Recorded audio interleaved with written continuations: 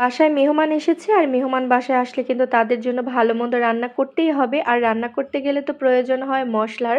তো আমরা আগের দিনই বাজারে চলে গিয়েছিলাম আর এখানে অনেক ধরনের মসলা কিনে নিয়েছি। আসসালামু আলাইকুম এভরিওয়ান, আশা করছি আপনারা সবাই ভালো আছেন। এখানে রয়েছে কয়েক ধরনের বাদাম, তারপরে এলাচ, দারচিনি আর এখানে হচ্ছে লবঙ্গ।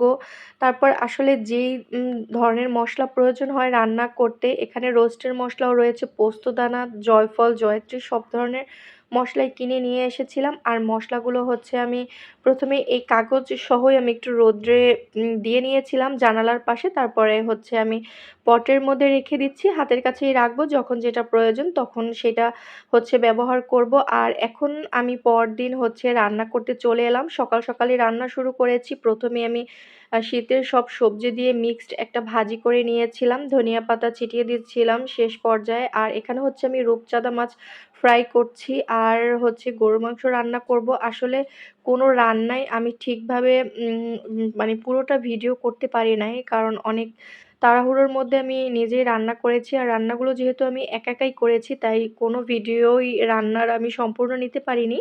যেগুলো রান্না করেছি ছোট ছোট ক্লিপ নিয়েছি আসলে। তো এখানে হচ্ছে গরুর মাংসের জন্য আমি মশলা কষিয়ে গরুর মাংসগুলো দিয়ে দিয়েছি। আর এখানে আমি 2 কেজি পরিমাণ গরুর মাংস রান্না করেছি। তো গরুর মাংস রান্না করা প্রায় যখন শেষ হয়ে গেছে, তখন হচ্ছে আমি রোস্ট রান্না করে নেব। তো রোস্টের জন্য হচ্ছে আমি মশলাটা কষিয়ে নিয়েছি।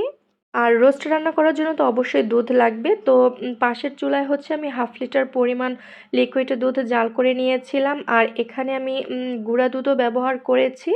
তো যাই হোক 1/2 লিটার দুধ দিয়েছি আর এখানে আমি প্রায় 1/2 কাপের মতো গুঁড়া দুধও ব্যবহার করেছিলাম। আর রোস্ট রান্নার শেষ পর্যায়ে হচ্ছে কিছু কাঁচামরিচ দিয়েছিলাম। আর রোস্টের মধ্যে কিন্তু কাঁচামরিচের ফ্লেভার অনেক ভালো লাগে।